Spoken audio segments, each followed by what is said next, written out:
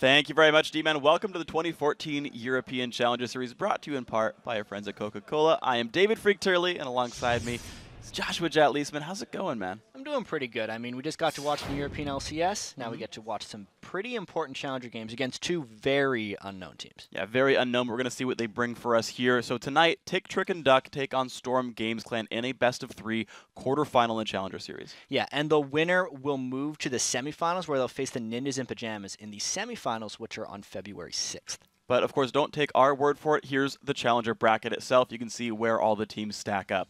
Like Jat said, NIP is sitting in the semifinals waiting for the winner of tonight's matchup.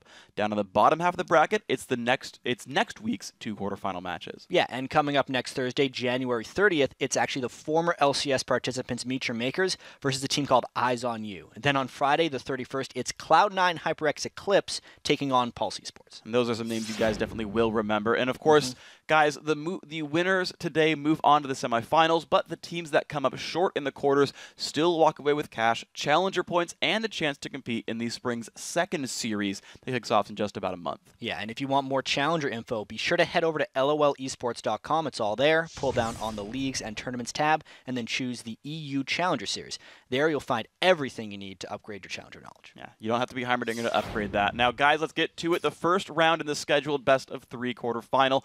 It's going to be Tick, Trick, and Duck versus Storm Games Clan, and on paper, it's a pretty even match. TTD is the 4th seed, SGC is 5th, but one interesting fact, though, is that Storm Games Clan is the only team left out of the 12 European, Nordic, and East teams that made it to Challenger Series so far. Yeah, and Storm's Game Clan, we got to note, 5th seed out of the EUNE. Their first game, they beat Inferno Esports, who was a pretty hyped team, in just over 35 minutes. But in the next round, they actually got a forfeit victory over Reason Gaming. So I'm not actually sure how strong this team's going to be. But in their one win, it was their solo laners that stepped up. Their mid laner, Mia, went 8-2-9 as Ziggs, while their top laner, Cavalier, went 4-1-11 on Shyvana.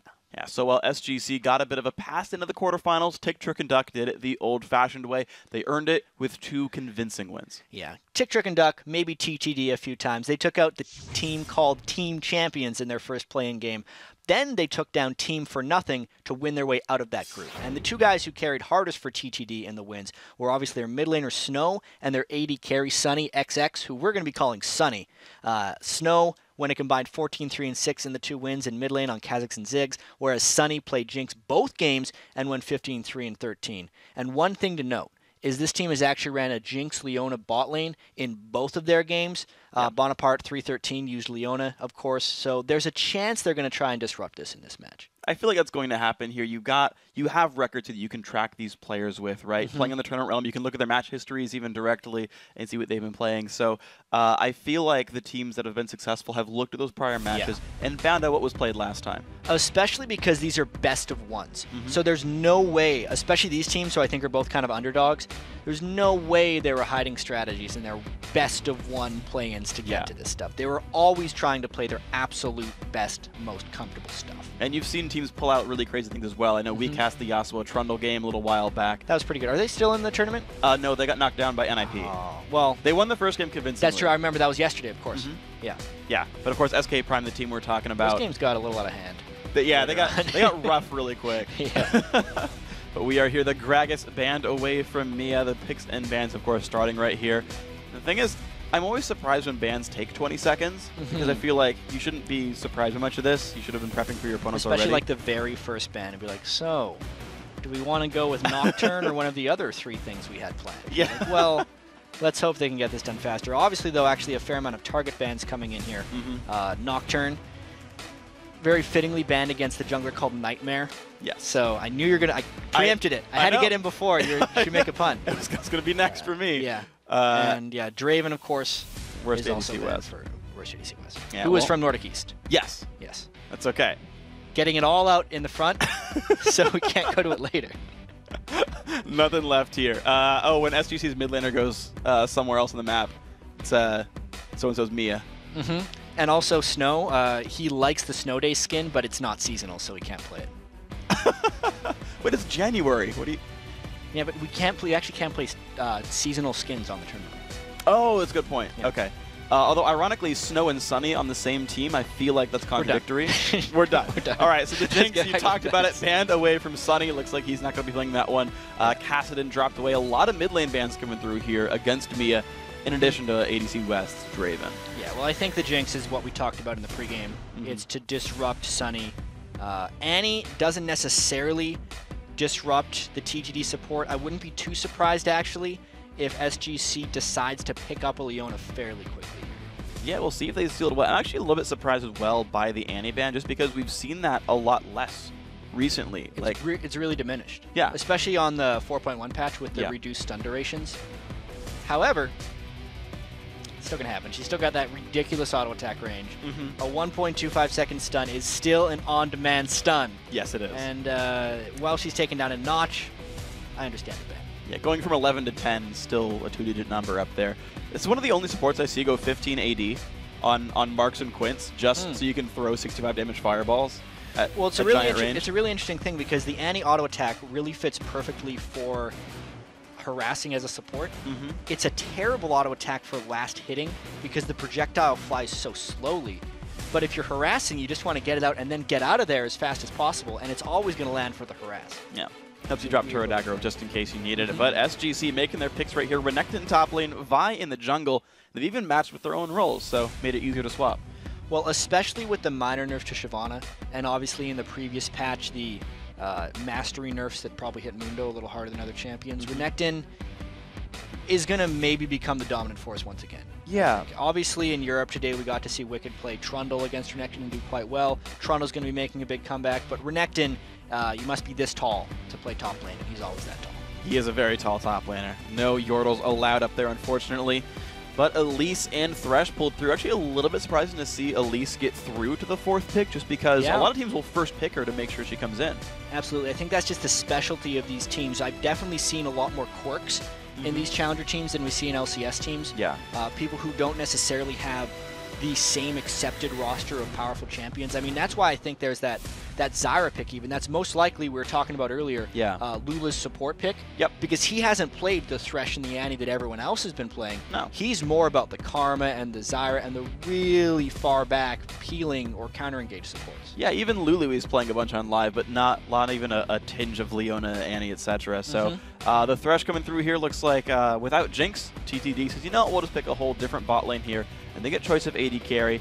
They know they're fighting Renekton top lane, and looking like they're maybe thinking Mundo's going to be the man to face up against him. I think Mundo's the right pick for them in this situation, since Renekton beats almost everyone in lane, and Mundo is generally just trying to turtle the entire laning phase anyway. So therefore, no one's going to beat Renekton, but Mundo has been shown to at least be able to survive it, and he gets substantially better late game. Yes, he does. Oh, we'll see how this one plays out. The rest of the team lineup has come through. Ziggs mid was the first pick. Got the jungle Elise. The Thresh Lucian bottom lane here. So completely new look for these guys. And again, the Mundo you talked about. Yeah, I wonder what SGC's going with the last pick here. They got a mid laner most likely. Obviously, we could see a Zyra mid because these teams are crazy sometimes. Going up against a Ziggs. Yasuo, unfortunately, is disabled. Because his bug fix turnaround's a whole different story. Sometimes they don't make it in and be stable, so it was deemed too risky. And this Nidalee is definitely developing a bit of a poke composition synergy here. They want to synergize with Nidalee, Caitlyn, and Zyra for the long-range poke. I don't think he's going to be able to do too much against Snow Ziggs, though. Yeah, I feel like he's going to get pushed in a little bit in the early game here, but so poke guys, a good front line, though, for Storm Games plan. Certainly Renekton to win his lane early on, and I guess normally when I see teams run Renekton, they get the lane win, they get him ahead, they get him to like the first item, and then the successful ones then group up and actually do things with roam around the map a lot. Yeah. That's exactly what you want to do. Yeah, and you've got Nidalee poke, right? You've got Zyra to disengage when they come at you, the Caitlyn siege, like there's a whole lot of elements there that should make that work. NIP failed to do that actually yesterday. In their first game, Renekton, like 0-0 was massive, killed the turret, 50 minion kill lead, and then you kept trying to roam mid and nothing happened for them. Yeah, exactly. So what's going to be very key for Storm's game plan in this matchup is that the Renekton leaving the lane will synergize with Nidalee having a key item completed, so that when he does start roaming, they can actually put substantial siege or turret pressure and then kind of dare the fights out. They also need to try to make sure that the dragon doesn't get taken like in between the roams. Based on that, you know, even though they have two lanes that I think are stronger, with the Renekton versus Mundo and then the Caitlyn Zyra against Lucian Thresh, The Nidalee is substantially weaker than the Ziggs, and it'll be very interesting to see if that mid lane, since it's the most important lane to win, I think, can overcome the other 2 lanes being weaker by default. Yeah, not to mention you're fighting up against a jungle Elise here that TikTok and Duck picked up on their second rotation here. So maybe a lot of bases covered for these guys. We'll see SGC really a lot more unknown about them. We'll see. And at the same time, I kind of like that a lot's unknown about them because they're also running just a little bit of unorthodox. Absolutely. People aren't surprised that Zyra exists, but at least in the last couple of months, people haven't been playing against her much.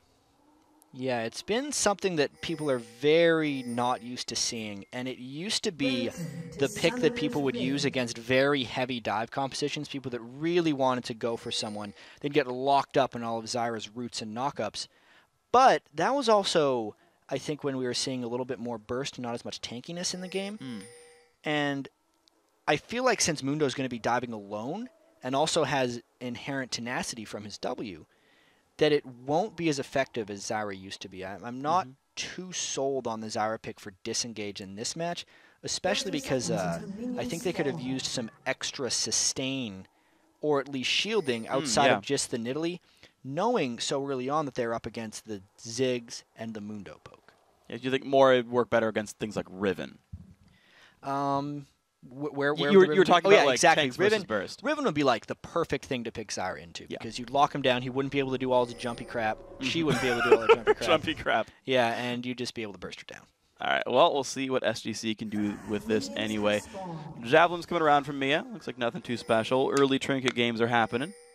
People seem pretty happy overall. And we're going to see, looks like standard lanes once again for these guys. Renekton and Mundo looking towards the top lane. They are actually going to be helping their junglers up there as well. So both these duo lanes looking to get an early edge in their lane, and it'll be kind of a wash. Yeah, I really want to see, actually, how these early lanes go, because I'm really not sold on Storm's game plan. I think the fact that they made it in here due to the circumstances of a forfeit win mean they're like a complete wild card here. They weren't very known coming in. They're in this weird part of the bracket. You know, none of these players are actually that well known in the competitive scene. And we know we've had NIP, MIM, all these other really big name teams come in here and either be slow or perform. But these teams I know very little about, and I feel like just by the fact that TTD came out of the EU West bracket and SGC was the 5th seed in the EU NE bracket and the last EU NE team in this, it's just a tall task, just based off of where they come from and the relative power that those regions are perceived to have. Yeah, they're the only EU team that made it past the first round, really. Even like the number 1, number 2 seed were in some very close, to be fair, but upset wins against the EU West team. So maybe they're the diamond in the rough right here. It looks like the early laning phase starting good. Dodge in the hook there by these guys, but all right, Zyra getting some decent damage back onto the poor little Thresh guy. That's one thing that this lane actually used to be known for. I remember back, I think Candy Panda and Nif were the first people I saw running this lane. The auto attack harass from these two is just absurd. Zyra, as far as supports go, you know how we talked about Annie like not having the smoothest like last hitting auto attack frame? Zyra does. Like auto attacking is just so smooth with Zyra. Same with Caitlyn. They both have an extremely high amount of range, 650 for Caitlyn, 575 for Zyra, and they harass beautifully. But they're trying to get pushed in.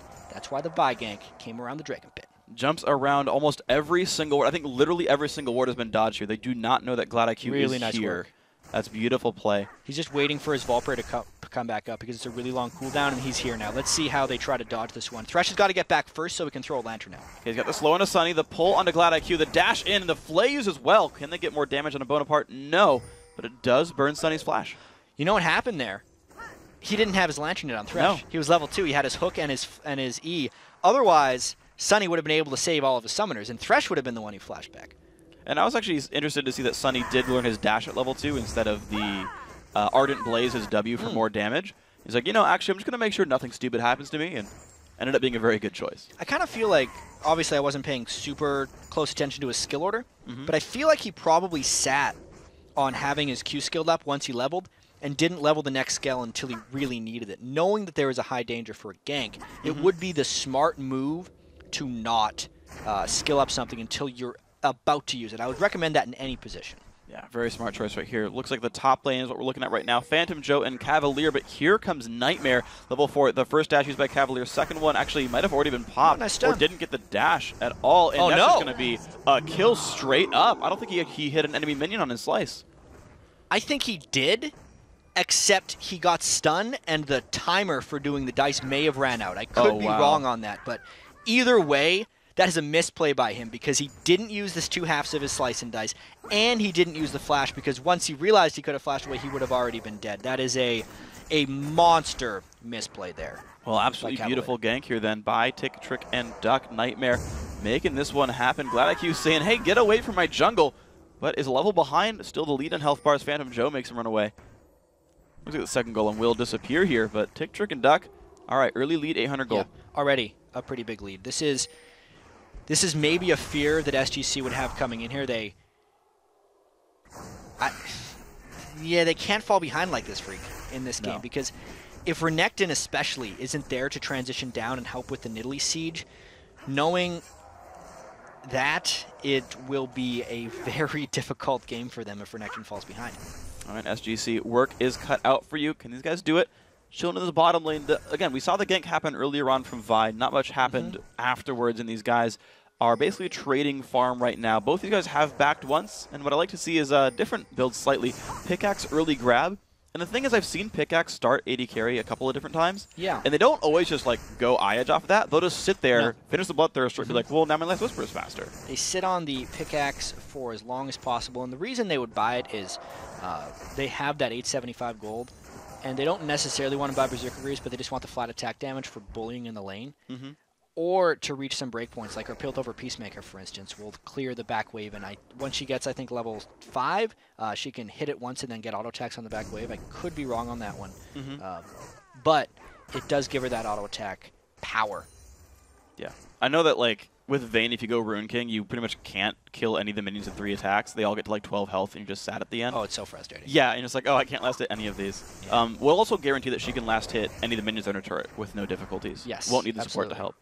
You are the AD carry player, after all. Yes, sometimes AD Kitty. Here we go. We have Nidalee coming in here. Looks like damage onto Nightmare. He's going to have to run away, though, getting help from Snow. They go back in. Actually, the Cocoon lands barrier pop, and here comes Phantom Joe, already making the roam. Another flash in from all these guys. Oh, this is bad. Now, Nightmare's in a rough spot. Is going to die, but GladIQ going to trade his life for that one. 2 for 1, and a double kill Mundo. All right, so here, this is why this was so huge for TTD. The fact that Mundo, the guy who's trying to turtle the lane early, is 2-0-1, means he doesn't have to turtle the lane at any point, which means the Renekton transition is going to be slower and less effective for SGC. And also the fact that the Nidalee Tide is the other person who needs to be able to get a key item when the Renekton would make the transition. Both of these things are late, which means they may never happen. Yeah, so Snow got 75 gold, I believe, for each assist.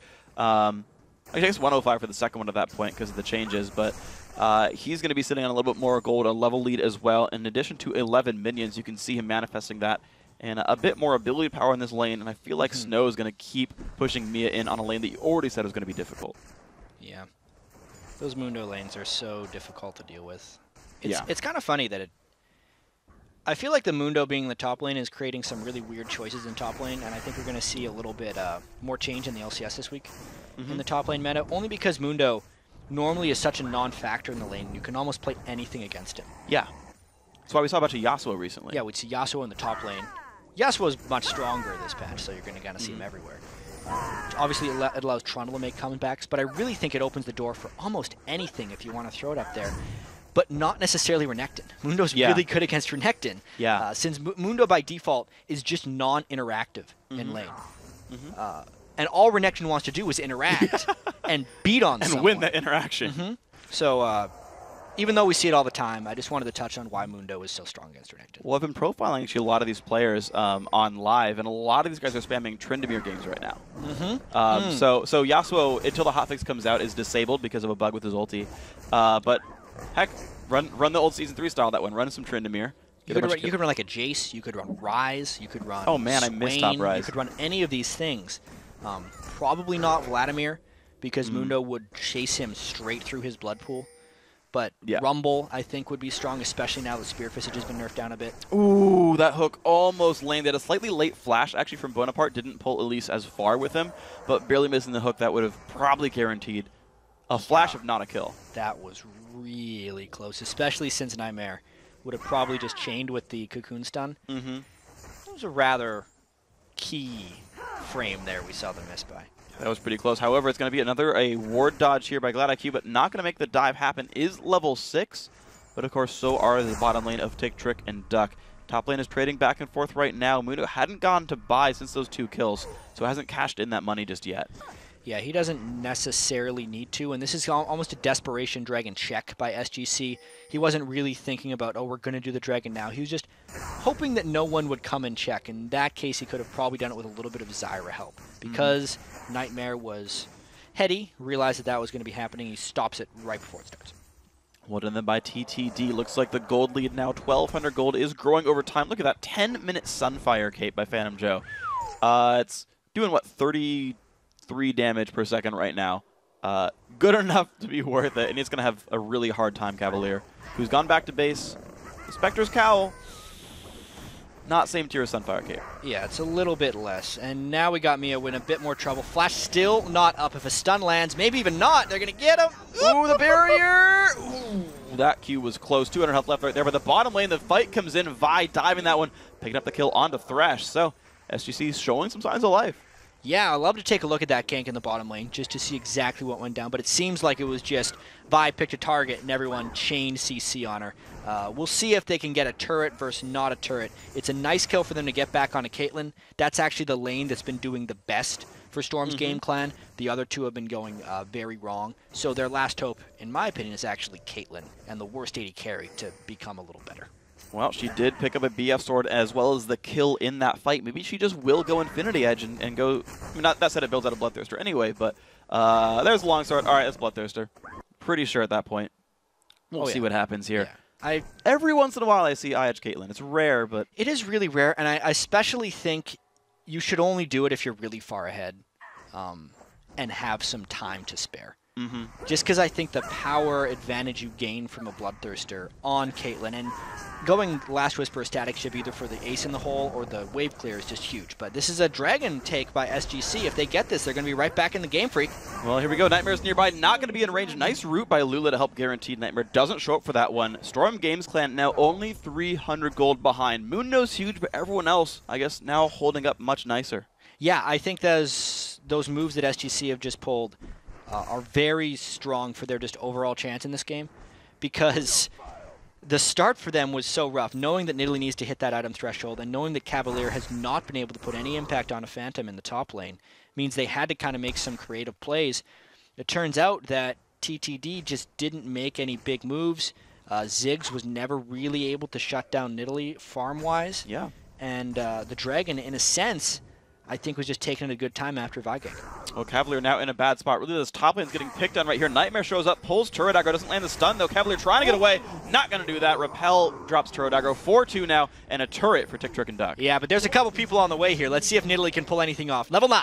Mia shows up here in from behind, and no one is there to help. One Javelin's going to land. Nightmare not in a good spot. Turns back forward, misses another Cocoon. That's going to be a kill picked up by Mia. Now Fandor forced to run, has his ulti on as well as the W. Doesn't necessarily need the tenacity, though, losing a lot of health for this, but putting damage back on Mia, heals himself. Can go in for the damage. One more attack. Yes, picks this one up. Now can GladIQ do it? Flashes in. Whoa. Phantom Joe flashes away. How many more cleavers can he land? Because Ziggs is on the way. One more, and GladIQ goes down. Here we go, up through Tribrush. Can she make it out? The bomb is not up for Snow. Has to try to go for flash. Is he crazy? He's Ziggs, of course he is. He could have flashed through that. That would have been the crazy move. He flashes anyway. All right, Real Man does flash in. There's the minefield. Enough damage. Oh, 100 HP. Snow! Cavalier tanks the bomb.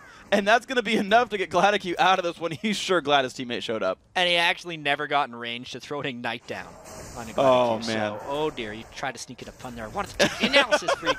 But anyway, it seems like they're getting caught in the bot lane. And another Zyra ult coming off. Knocked into the air. One more attack. That's going to be the kill picked up. Worst ADC West, showing that it's apparently better than Sunny XX right here.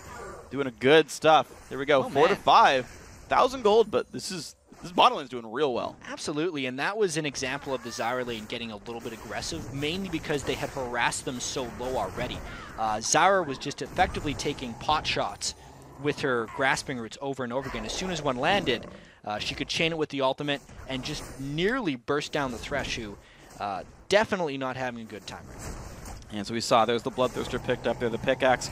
Already ready to start the Last Whisper, 14.5 minutes in. Pretty early item pickup here by SGC's AD carry. Illusion trying to go towards Trinity Force. Sadly, about 800 gold still away from that one. Yeah, and actually looking at the supports itemization a little bit, Bonaparte is doing something different than what Aframu would do on Thresh, and I actually like his build more despite him dying twice. Because what Aframu likes to do is he loves to rush a Talisman of Ascension. And that oftentimes makes him extremely squishy, and he likes to fight a lot. Whereas this guy has actually went for the Doran Shield, which, if he does better in lane, would pay for itself. Yeah. But the fact that he both went for the combat-heavy item and is also not getting any gold generation is the worst of both worlds. Yeah. So he has the right item build for what's happening to him, but it's still not stopping it. So they're just falling farther and farther behind. Remember, actually, to kind of speak on this. Oh, no, hold on. Snow's getting jumped on. That's going to be a lot of pain and just the death right away. Well picked up. Glad IQ's making a lot of things happen now in mid-game. Yeah, this game is very close right now. I'd have to say the Vi ganks have been much more impactful than the Elise ganks, because Elise has gotten a few ganks off in the top lane. Obviously, if Mundo can now roam down and affect the game, it's this weird thing, because we talked the whole pregame about how Cavalier on Renekton was going to want to get ahead and then transition. But now it's actually Phantom Joe who needs to use his lead on Mundo to impact the rest of the game. Weird double take, but as long as Phantom Joe's not there, the rest of the map is winning. Speaking of which... Yeah, right? Phantom Joe coming out in the pull in on an ADC West. Doesn't have a lot of places to go. Box shows up just to guarantee it and then runs away because he doesn't want to go down. Dodges the Peacemaker, but Mia has shown up to turn this one around with Lula. Oh, nice shot there by Mia through the heart, and goodbye to Thresh. 0-3. Yeah, she got caught between a spear and a grasping roots, and she picked the one that would kill her, which was either one. So it was a really unfortunate thing right there. 1 for 1. Phantom Joe tried to make a big impact there, but the Nidalee Roam was effective enough to get one back. Oh, well done. Nidalee Mia making it happen. Snow pushing this turret down, takes another javelin to the face, and actually leaves early, realizes how scary that Nidalee can be. Does get the turret for his troubles, though. That means, though, because he was far away, that he didn't actually get the local turret bonus. Yeah. So it was pretty good that Mia pushed him back there. Oh, glad IQ now getting chased away, but has a teammate nearby. He's going to be nice and safe. TTD right there. 1,000 gold up with 2 turrets killed so far. So a bit of stuff gained by these guys, but still a close game by making a lot of these turned around. We'll see what SGC goes for right there. So you're talking about Aframu with his gold generation builds, basically. So more or less, the 2 major gold generation items, the Ascension line and the Targon's line. Roughly the tier 1 is about worth 4 gold per 10, and the next one's about worth 8. Yes. Roughly. Sightstone, I forget the cost of it, because you still should ward as a support, but I know people considered, oh yeah, Sightstone's a new GP10, arguably a better one. Because it's saving you ward money. Yeah, it's saving you 75 gold a minute. Because you get 3 wards out, basically. Assuming you're actually using the wards, and then that you're also kind of forced to go back when you get a Sightstone. That's true. I think especially in play like this, where they want to place that many wards, you're right. Like, getting the Sightstone early, I think, is a great thing to get in tandem with your gold per 10 item. So, interesting thing to think about when you're itemizing your supports right there. Some people just don't ward. You save a lot of money that way, too. Yeah, solo queue, man. Just play LeBlanc or Cassiopeia. Forget wards, just buy AP. Dragon is going down invisibly right here. It's there. All right, went down. Blue team slayed it. It died too fast, didn't even render. Somebody turns the lights out. And Phantom Joe, though, just running through some plants and a friendly minefield there, knocked into the air. He is going to go down, shut down by Lula right here. Bunch of money picked up. The fight's going to continue. Lula does go down. Snow picked up the kill credit. Cavalier now into the backline on Renekton, but doesn't find much to do. Looks like Tick, Trick, and Duck really holding their distance pretty well. Nightmare not in the best spot. Does find the Lantern, though. They're going to get out 1 for 1 so far. Mia does not find a Javelin. The rest of the team goes far away from where Nidalee was looking. That was a really strange fight. Yeah. Phantom Joe didn't pop his Mundo ultimate until he was about an inch from death. It may have been on cooldown. It may have been on cooldown here. We're going to be able to see. But you can see Phantom Joe gets caught very heavily here and is not ultimating, maybe because he has the healing debuff on him, but they do finish him off right as he pops his ultimate here. But then because SGC chased so far through, Tick, and Duck, I'll get the name later, was able to turn a little bit around. I feel like if Phantom Joe would have been able to live through this one, it would have been a steamroll victory for TTD. But because he died right as he used his ultimate, it ended up being even. Yeah, so rough stuff here. TTD about to have their Mundo ultimate back. Their main tank, Sunny, managed to walk into the Javelin. Could have just walked downwards, didn't choose to. Plants coming back up, and the siege has begun. And Zyra is actually part of the siege team right now, throwing plants down there to deal some damage. Tick, Trick, and Duck. Yeah, there we go. I got the thumbs up from Freak. But anyway, yeah, this is exactly what Storm's game clan wants to do here, because as long as Nidalee has mana, this siege will continue. I think they should actually stay past that Zigzag, but they're afraid of the hard engage. Yeah, I guess you could say that's their Storm Games plan right there, is just to keep on going forward. But looks like they're going to retreat right there. Looking at TikTok and Duck's vision, and these guys are playing with a, like, you can kind of see their ward coverage, right? They have like just barely some vision into like the exits of the enemy jungle. But really, you're seeing a lot of darkness here on this side. These guys aren't able to see a lot of what's going on. Mundo does spot some guys around, but there we go.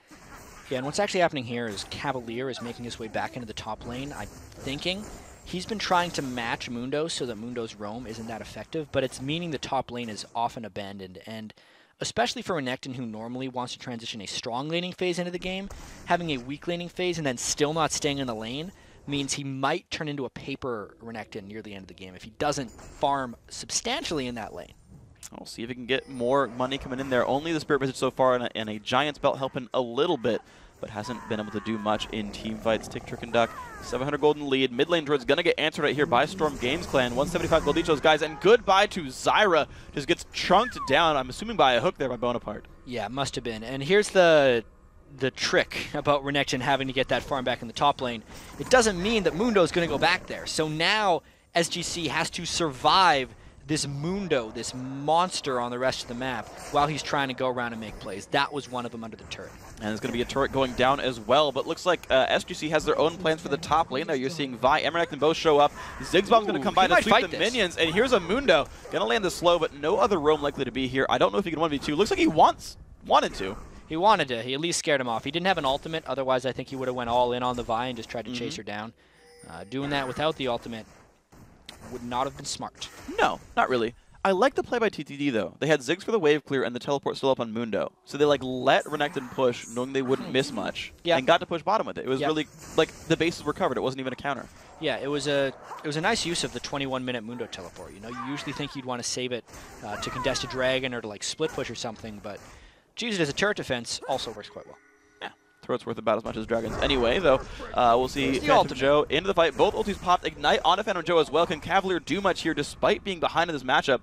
Does force some damage out, but I feel like Mundo's okay. Yeah, especially through the Ignite, and he's still healing up a little bit. You can see they're putting a lot of time into this Mundo. I wonder if they can turn something here. They're trying really hard. Phantom Joe pops the flash to try to get away, throwing cleavers back as he goes. Has a turret to run to, but Cavalier's there with the Fury stun and the armor pen as well, and that is a kill picked up. So maybe an overcommit right here because Nidalee is coming in from behind. We got another 3v3 on the fight. Ooh, man, Javelin and the ulti from Caitlyn lands as well. There's the jump in from Mia. Gonna hit the box, but does take one kill down. Can he get Sunny? Oh, he hits the trap! Goodbye. Good night. Sunny is down. Those traps so annoying sometimes, but this is huge for Storm's game plan because Nidalee now has the items and the double buffs kicking in. So wherever she goes, those spears are absolutely killer, and there's no sustain on Tick, Trick, or Duck in this one, and they're just going to continue sieging this, and not only can they push these turrets quickly, they'll be able to set up sieges later in the game. Oh dear, so the trap's going to come down, 2 turrets falling as well. Storm Games Clan, looks like they've picked up 3 turrets now on this one. Much better start to the, well, much better mid-game for these guys. The very beginning was kind of rough, but they're turning it on right here. See where they go. So they're going to go for the recalls just now, cashing in on a lot of the money they picked up from their kills. And suddenly these guys are spiking up really hard. Nidalee 5-2-2, really taking over the game now. I thought it was going to be Caitlyn, but looks like it's now the mid laner again. Yeah, what I'm most surprised in is just the fact that Mia's been able to roam so much with Ziggs not just destroying 2 middle turrets. It's because Nidalee's roamed when Ziggs actually goes up to the top lane. I feel like Snow needs to control his own movement a little bit better and lock Nidalee down a bit because Nidalee moves around the map much faster than a Ziggs does. Yeah. And it's definitely hurting TTD, getting out-rotated by this Nidalee's mobility. Well, and these guys have moved down to the bottom lane as well. See what happens with Lucian coming to join his team. 5v5. Everyone is grouped up for this dragon that is spawning right now. This one is visible. Storm Games Clan looking to start this one out. They've got a pink ward back in there. They can see that both teams can see this. Javelin's still coming out. No more blue buff on Mia, but this dragon's still losing health. TTD want to go in. There's the engage. Zyral's going to knock up a couple, and goodbye to Lula. The fight has come in. The dragon picked up by Nightmare, actually. That is TTD picking that one. 1 for 0 so far. Flashes away. Vi does not want to stay in this fight. The rest of Storm Games Clan running his way. ADC West flashes the wall. Stun onto Mia. I don't know if they're going to get the chase, though. Looks like not. So dragon and a kill picked up by TikTok and Duck. So here's the trick. When you're running a poke composition with Nidalee and Caitlyn, the last thing you want to do is put yourself up against a wall, or at the very least, force an initiation before you have poke damage down. That's why they seem to lose that fight so badly, is because Lulia tried to initiate on Zyra before any poke had been happened, which meant they just got completely run over by Dr. Mundo. And look at this, 25 minutes in, TikTok and Duck already rushing down the Baron. They positioned themselves to block the javelins, but Bonaparte can't take more than one at this point. He would die to a javelin right here. Nightmare's going to take a shot, and that is Baron Nashor going down. So, picked up a whole lot right here. Only a 2,000 gold lead, but these guys look powerful. That was a very gutsy call, I feel, by TikTok and Duck, having only gotten one kill, but knowing they took so many people low on SGC that they could just rotate directly to the Baron. They got the Dragon and the Baron out of just a one-kill fight, so it's just cannot talk about how huge that is enough. So massive stuff right there. The mid lane going to get swept out as well. So you're going to see no movement allowed out of his mid lane for now from SGC. Gladiq still sweeping around. Actually went interesting. Elder Lizard here on Vi, a early damage build. So now he's going for the other tank items right here. Yeah. I see the Elder Lizard a lot more in solo queue than I do in competitive play. Mm-hmm. I know that like Night Blue and Meteos, when they play in solo queue, will often go for a Spirit of the Elder Lizard and a Trinity Force on Vi and just try and carry the game that way. Mm-hmm. But you need a lot of farm to be able to generate that. Like at this point in the game, if you want to actually make that Spirit of the Elder Lizard item, I think, feel better, Vi would need about 150 CS. So probably like 75% of what the solo lanes have. Because it doesn't, the tank itemization is slow. And I also feel like if you're not synergizing, your damage with enough damage, you're just not doing enough. In this context, I really disagree with the Spirit of the Elder Lizard. But if he was taking more farm, I think it would be much better. Snowball ahead a bit more. Yeah. Okay, so not actually a lot of individual playmaking available right now for Gladiq. Meanwhile, we're seeing Nightmare really only dip into Sorcerer's Shoes. You can see 7,900 gold on that Elise. Still the richest members of TikTok and Duck, that top and mid lane right there. But you're seeing that Nidalee has kind of taken this over over 10,000 gold on Mia. Definitely the biggest factor in this game. Yeah, the sieging is going to be rather difficult for TTD here because if one spear lands on a critical target, I'd say that's the least critical target right there because it's probably the tankiest person in the siege. They kind of just have to go back or wait a long time for the Baron regen to come down. That's why Phantom Joe might want to come down and participate in the siege a little bit because he can be the one that eats some of the spears without having to immediately fall back. You know, speaking of eating spears, the blue Wraith right there did get taken down by a Mia Javelin, kind of uncounter-jungled his own team. TikTok and Duck, though, we're seeing them still try to do the siege anyway, using Phantom Joe to hope to pull more attention. Bonaparte down to half, forced to use Baron regen right now. And yeah, there's really not a lot of headway made by TikTok and Duck here. See, that's one of the unfortunate things right there. They immediately have to go back despite having this Baron buff. They're trying to health regen up a little bit, but it's going to be a slow one if this is their main plan. Slow so far. A little bit of headway made by Phantom Joe in the top lane, looking for turret number 4. 2/3 health in that turret, at least it's going somewhere downwards, but not a ton just yet. More javelins still getting spammed. Look at the wave clear, though. Zyra Caitlyn kills the minions before they reach the turret. There just is no push possible by these guys. Look at that Magic Pen coming on the Zyra build, too. Oh, yeah. Everyone actually thought Zyra was going to explode, I think, competitive-wise, when the did. Season 4 item scanned. Like, oh, Annie and Zyra, and Fiddlesticks. And it turned out to really just be Annie. But this is kind of why. You get the magic penetration. Zyra already has pretty good base damages. Yeah. There's a better word than that. High? Large? No. Appropriate? No. Generous. Generous. Pretty generous base damages. That's a very nice way to say overpowered. Already. Yeah, that's been a case in the past. Yeah, it has been. Now she's slow and can be killed sometimes. There's been like 50 of those during the World Championship. I said this last time I was casting with the Zyra, but like, she used to die like in 12 seconds to Ahri. Oh, that was so painful. It's just so bad. The saddest time for Zyra supports. It doesn't happen as much anymore, I think, because she's not in games. But, yeah. The Baron regen right here has kind of saved them up a little bit, despite getting hit by some of those spears. The Ziggs was able to put down enough harass. Snow got part of that turret down just basically by Ziggs ulting, and they cleared out an outer one. They couldn't get the inhibitor turret, which is what they really wanted, but with the last breath of that Baron buff, they were able to take down an outer. Good job, Trick and Duck. Oh my gosh, Bonaparte at like 50 health right now. Yeah. All right. Careful there. Oh, no, Caitlyn ulti. Oh, it's going to get blocked. Okay. So a little careful here because he's all by himself. Phantom Joe pops the ulti, runs away with Ignite on. Javelin barely dodged right there by those two. But the disengage is here. Zig's throwing bombs. Z leaves. Yeah, and we got the objectives coming back up again, so TTD needs to make sure they get back to base right away. They were actually kind of losing control of this game right before they had that dragon fight, and that's the type of game they need to get back into. TikToker isn't that strong sieging turrets or getting sieged just on account of the other team having Nidalee. That's all they need. Nidalee is going to be doing that for them. But if they can force objective fights and avoid the poke wars from happening, which they'll be able to do at Dragon and Baron, I think that's how they're going to win this game. Oh, should be okay for these guys. We'll see if they can do it. Baron up in 2 minutes. Dragon up in 7 seconds. And looks like they heeded your advice, chat. It is Tick, Trick, and Duck. All fully healed up, all bought up with items. 2,000 gold lead for these guys. And they're well in position for Dragon way before Storm Games Clan. This is going to be 1,000 gold going in their pockets. All right. I think it's actually more than that at this point. Yeah, 245. 1,200. 5. 1,225. Yeah. Pretty Minus good. 25. Plus 25 yeah, for the because the individual dragon. kill. Yeah, because the dragon. 1,250. We no longer have Bounty Hunter as an item. What about we don't have bonus gold for Smite either. It's 1,250. No. Well, I mean, he got conservation money, but that's like kind of general GP10 at that point. Up to 40. Yes, you're right. Unless he was like not going to money. jungle. No, the conservation money counts. Yeah. Was he the one that last hit it? I assume so, if you're worth your salt as a jungler. Didn't smite, though. Yeah, Maybe he didn't. He might not have. A lot of times near the end of the game, I get really, like, just sad when I'm going to do a side lane camp and, like, the AD carry comes over. He's like, I'm going to take the blue wraith. And I'm thinking, I really wanted my conservation to 40 detonate gold. right there. That's 40 extra gold, man.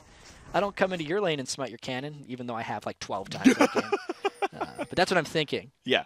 I'm gonna just steal his cannon next time. I don't He has necessarily like this move by Storm's Game Clan. It might end up working out if they got a face check, but once again, that's trying to start a fight without generating a poke advantage at the start, which I think is key for them. Well, we'll see. Looks like Wards got swept out by Tick, Trick, and Duck, and SGC said, you're right, never mind. We're going to go backwards and try another day.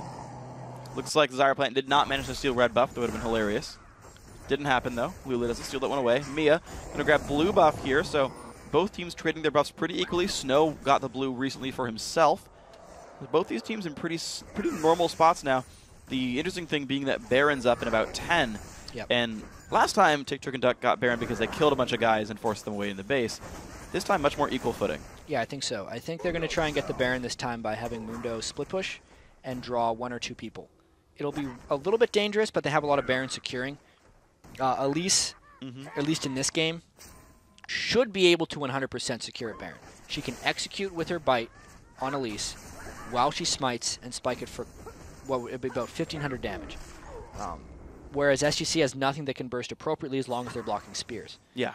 So that means if they do send 1 or 2 people to deal with Phantom's Mundo, then it would be a beneficial, like, easy to secure Baron in that case.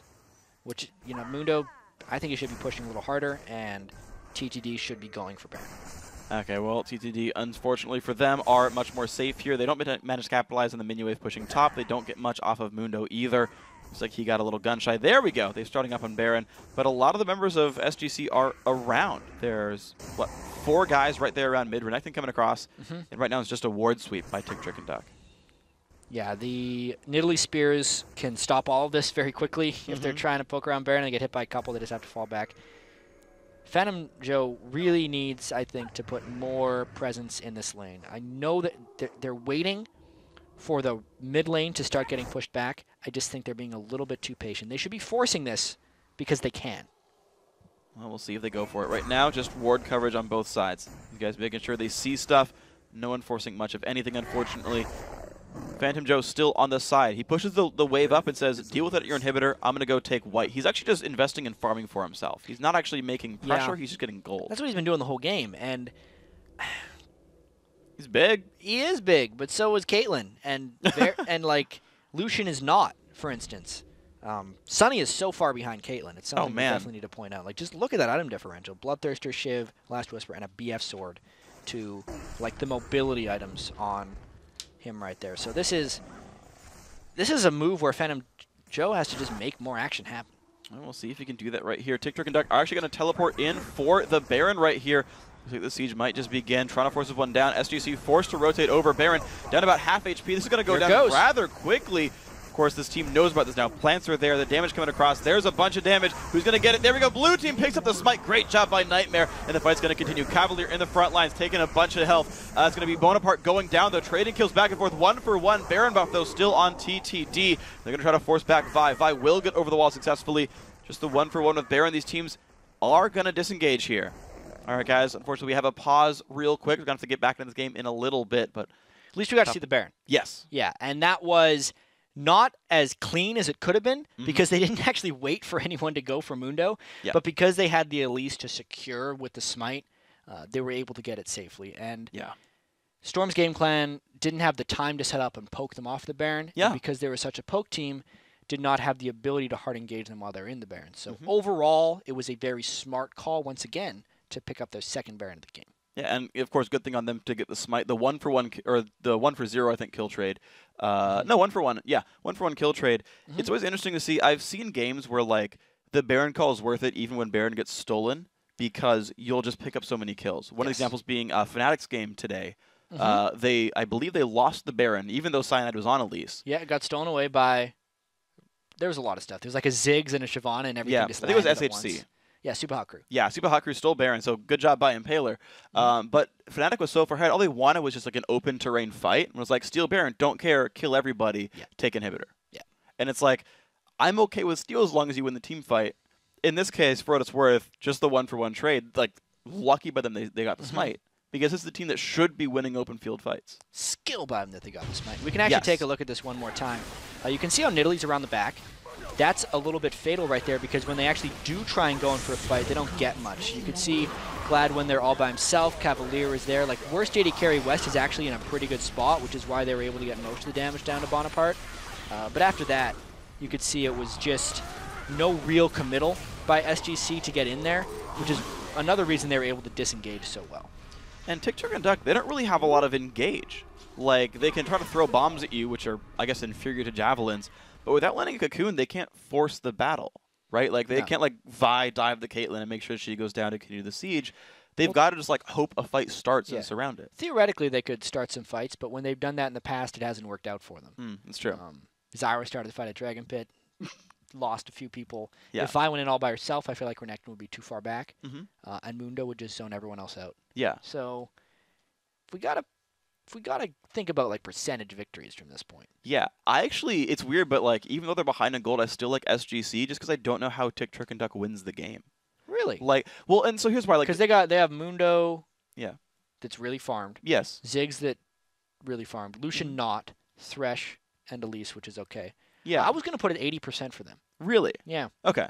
So you just because they have a giant Mundo who can split push, pull pressure, eventually things will break? Yeah, I think that Mundo, especially with the Thornmail, is strong enough, and I don't think it's going to get to like full 6-item Caitlyn to deal with that. Okay.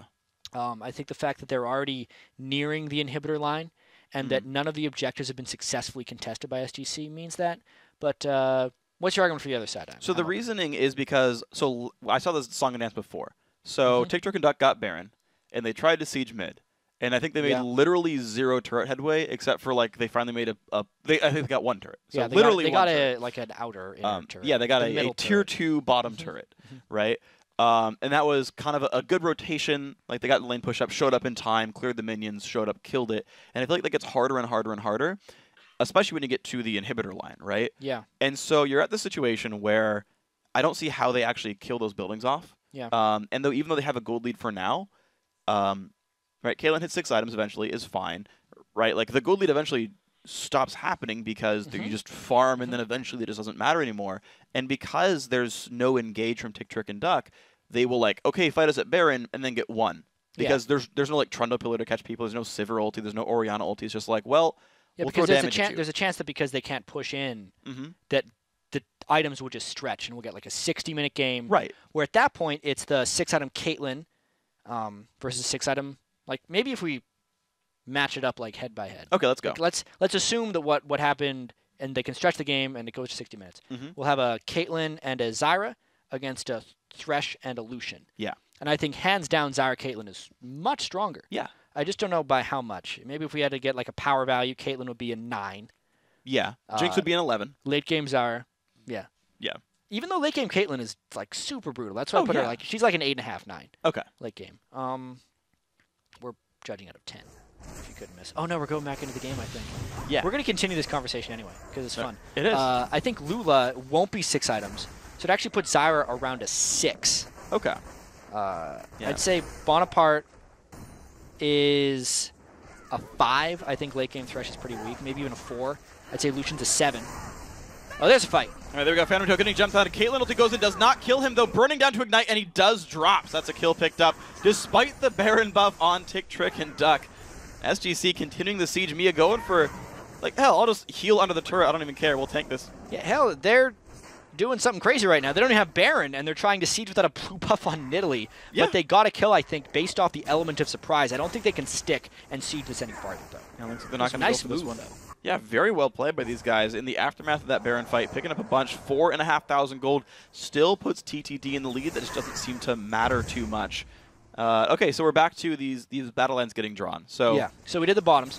We got Caitlyn was a 8.5. Yeah. And Zyra, we need to like write this down. And Zyra was a 6. She'll get to 3 items. So that's basically. 14.5 already. Yeah. On their side, but on the other side we had Thresh, who was a 5, and Lucian, who was a I think I called him a 6. Yeah. Yeah. So it's 11 to 14.5. Okay. 3.5 point lead. Okay. Mid lane. Need to leave her 6. Need to leave her 6. Ooh, what do you think? I feel like Ziggs is probably. I'd give them both like an 8. They're pretty close. I was Ziggs going to might say be higher. Well, I was going to say Nidalee actually. Okay. But see, the power of Nidalee and Ziggs will vary greatly depending on their opponents, right? Like if Nidalee's poke matters versus if Ziggs' poke matters versus if Ziggs can AoE a substantial amount of people. Damn. Well, so Ziggs can like zone out the Renekton. Like Cavalier's going to have an even lower relative value because he has to get through Ziggs. Yeah. Like just the Ziggs spam. Yeah. But Nidalee gets to help Cavalier Caitlyn. is like a 3 and like so bad in this game at this point. Yeah. And Glad is also pretty low. I think even at full items he's probably like a 4. So their whole like dive buddies is a 7 overall, whereas Mundo by himself is probably a 9. God. I'm just trying to figure this out. You know, yeah, okay. Elise is probably like a 6. Really, that high? Like, I feel like Tank Elise doesn't do that much. She doesn't. She doesn't. But she does have percentage health shred a little bit. Yeah, yeah, but you're right. Void, that 6 though. is way too high. Yeah, without Void, she's. You're right. I'd say like 4. Okay. At this point. Okay. Super late game. These are unrealistic scenarios because super late game almost Evil never Geniuses happens. games. Yeah. Or this one. We'll see what happens. Yeah, maybe. I lost track, but I think we graded everyone, and I think it was close. I think it was close. So if what he says happens and Tick Trick or Duck doesn't ever, and they aren't able to break the siege, and we start seeing people approach 6 items, I'd then say it's close. It's like 50-50 right now. But at the moment, it's better than that. Okay. I give a 1 point lead to SGC because they can give attack speed to Caitlyn. Ooh, that's actually a really good point. That boosts Caitlyn to like a 9.5. Yeah. Seriously. Yeah. Nidalee makes Caitlyn a 9.5. I remember a game back in the very end of Season 2. It was actually TPA. BB was playing Caitlyn, and they ran a Nunu support with like pre-nerf Blood Boil and Nidalee heal. And they killed Baron in like 3 seconds because Caitlyn was just shooting it and getting headshots. She had 2.5 attack speed with 6-item Caitlyn. It was absurd. They just melted through everything in the game. Obviously not the same because there's no Blood Boil, but that's like an example of how strong Caitlyn can get. I know we were talking about Caitlyn with the Millennium game we were watching, Millennium vs. SK, where like Creative might want to go 6 offensive items here. Because he had the Ziggs, the Zillion Revive and the Shen Shield anyway. Still went Banshee's Veil, but like had even more potential damage. Man, that is a lot of attack speed right there. Lula getting dropped low. It actually looks like TTD can force his turret down. That's going to be a tier 2 dropped away. And that siege is better than I thought it was. Yeah, we were actually talking with Zyrene the other day about how strong Blade of the Ruin King ult is on Lucian because of the attack speed bonus you get and how many shots come out. And we could see how much it chunked down Lula right there in that siege. So this is the part of the 80% I was talking about, is TTD pressing their advantage before they're at 6 items because there's no way Storm's game clan can actually fight back. Wow, so well done right there. And Trinity Force helping Sunny D. Sunny D, what? And Sunny D. Sunny X, man. It wasn't even on purpose. Yeah. XD. That's what You just I had was so hoping much for. of it as a child. Yeah, Did just you? on the Were you brain. a Sunny D? I almost never had Sunny D. I had a fair amount. Okay. I had a fair amount. Maybe a couple gallons over the course of my lifetime. That's almost none. Oh, a couple gallons? Okay. That means you're drinking it for like a couple weeks. Well, I had a sister, right? So like she would drink some of she would it. drink. I mean, I still do have a sister. But How often did you have Sunny D in your fridge? not that much. Like how many years of your life? Oh, a couple years, like once in a while. All right, you had like I probably like a couple dozen hundreds gallons. of gallons of Sunny D. I don't want to say hundreds There's a of big gallons. difference. That's way too much processed sugar. All right, fine. Anyway, his name is Sunny might be X. Sunny double X, actually. Yes, that's true. Yeah, he's a beer fan. Here we go. So SGC, a little bit more on the back foot, but the 6 Tier 1 and Tier 2 turrets have been killed off by Tick, Trick, and Duck. Baron back up in a minute and a half. It's weird. It seemed like that was like 14 minutes ago. But back up in about a minute and a half right here. Storm Games Clan. We'll see if they can catch back up. Caitlyn up to 4 full offensive items. That's Infinity big. Edge is done. And the fact she's only died once in this one. Here's the question, and I know it's probably never going to happen, but we're putting this out there for the 80 carries of the world. We were saying Blade of the Ruin King is probably a better 5th item. Potentially. For dealing with Thornmail. Maybe potentially. Probably not against Ziggs, though. That breaks it. The Banshee's Veil would be the best last item here because Mundo, Elise, and Ziggs, anyone who's going to be reaching her will be doing magic damage. And that's going to also decrease the damage she takes from Thornmail. Yes. Because the Thornmail would be magic damage. Yes. But the argument would be, if you're only dealing with a Thornmail diver, the Blade of the Ruin King lifesteal will be better at keeping you alive against that and also kill the guy faster. So yeah. If they didn't have the magic damage of Ziggs and Elise that could reach her, I would want her to go Blade of the Ruin King. I agree. All right. Glad we got that worked out. All right, we're good to go. Let's see. We're at ADC West. We're guessing still going to go for Spectre's Cowl next. Looks like Banshee's Veil actually already picked up by Sunny, so had the ability to, at that point, get close to finishing Infinity Edge. So it's 3,000 gold from where he's at with Pickaxe, and went for a 2,800 gold Banshee's Veil. I forget. It's about the cost. Banshee's Veil is pretty smart right there because yeah. You can see everyone's buying their Spear Resilience right now.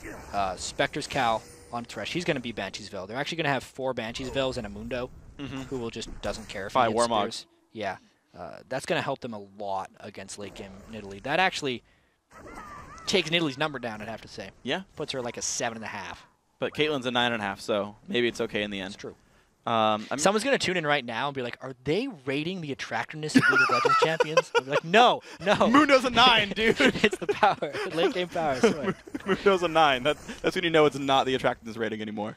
Yeah. All right. And Renekton's low. Renekton's a more attractive top laner than Mundo for sure. Here we go, guys. Bottom lane turret starting to get siege. Phantom Joe at home now on the split push right here. Still choosing that bottom lane. Looks like the rest of TTD going to move around the map right here, and they're going to collapse towards their opponent's blue buff. These guys are putting wards down. They know about the way in, and there's no globals. I'm surprised they're just not going for this. I feel like TTD are safe there. Yeah, they're just playing conservatively, I think. They are a little bit afraid. They know they're not up in kills. They know they have some control of the game, but I think they want to get the Baron buff before they try any tricky moves again. So they're going to do another attempt, I think, where they rely on Nightmare's ability to smite this with Elise, and they're just making sure they get the objectives going. By Dragon, for instance, right there, is worth almost as much gold-wise as the Baron. They're really just trying to kind of hit 6 items themselves before SGC gets even close, make sure the lead is as big as possible when that happens, and then hopefully that's when they will make their move. Let's see if they can do it right there. More gold coming into their pockets. 10,000 gold, actually. This lead has grown a little bit off their last few turret kills. And the Dragons, Baron, as we said, is up. Looks like ward control not very heavy on this side of the map for either team, actually. Bonaparte sweeps the wards away, doesn't see any, so successful. Finds them all, puts a ward down, spots Mia. These guys trading wards now. And there's only 1 red trinket left available for TTD to use. And Mundo can still theoretically TP in if Renekton doesn't stun him, but even then it would be a 4v4, and since they haven't been poked down almost at all, it's on Elise to get the smite secure. Oh, wow. Lula on the very edge right there. Went for Morella Namicon and didn't have enough MR to survive that. Still going to try and steal, I bet. This could be very disastrous. His Q got dropped, and that's going to be kill picked up anyway. No smite is left. Q going to go down. Bonaparte going to survive that as well. Kate ulti blocked by Snow, and that is huge. Yeah, 60 seconds there on Vi. 37 on Zyra right now. They should push this almost immediately. They've had all these issues trying to get through 5 people of SGC defending inhibitor turrets, but now that it is only 3 and they have a split push going, this is their chance to break the inhibitor wall and take control of the game. All right, well, here we go. Phantom Joe happily tanking the turret and the Renekton, but losing health pretty rapidly. I feel like he's not going to win that fight. But Renekton flashed to land a stun and didn't really do much with it, unfortunately, or maybe misclicked with the Ignite. As long as they keep coming back for these, the turrets regen, but it is very slowly. Having this one down is huge. They still have death timers. They're grouped up as 5. Inhibitor, they should rotate for the next one now. I hope they do. The inhib is there. Zyra is alive. 5v4 for 20 seconds. They're going towards the bottom lane. Looks like Sunny Going to take a little bit of that turret damage, but doesn't care too much. That is a turret going down. 14 seconds until Vi. Tick, Trick, and Duck looking for 2 inhibitors now, and they're going to get this pretty securely, it looks like.